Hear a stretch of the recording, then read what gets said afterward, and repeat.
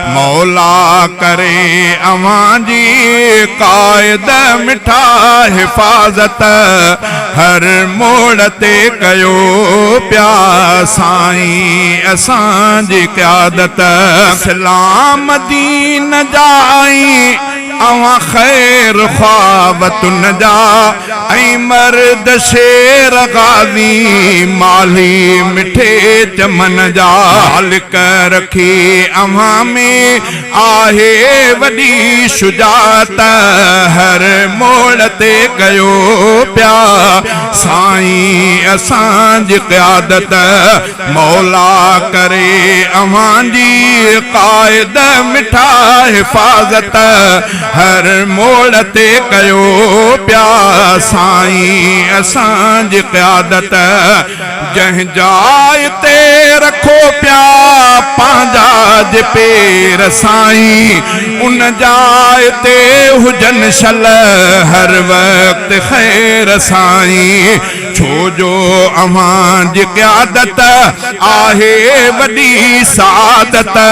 छो जो अवां जी क़यादत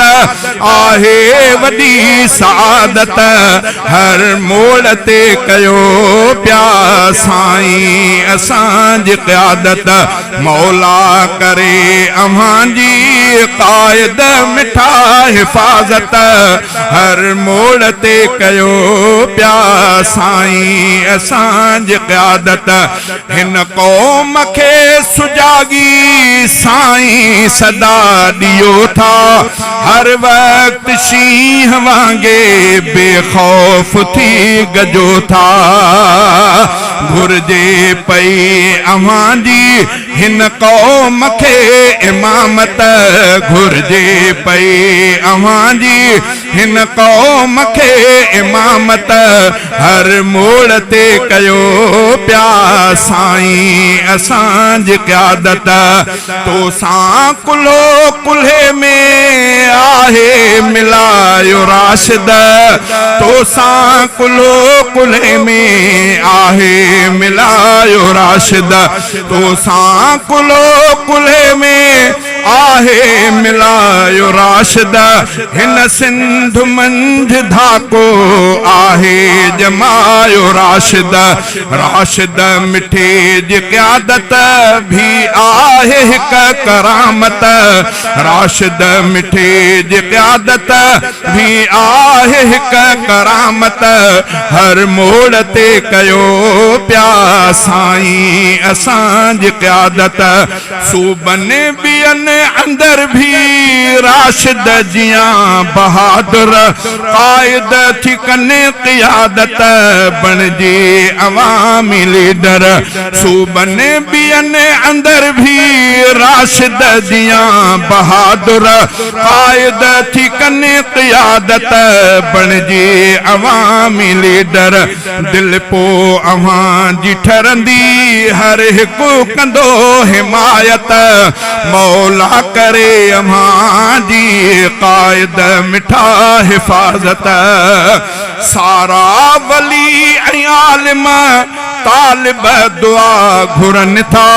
सारा वली ऐं आलिम तालिब दुआ घुरन था सुहणा अवां बिन्ही ले मालिक खे अर्ज़ कन था सुहणा अवां बिन्ही ले मालिक खे अर्ज़ कन था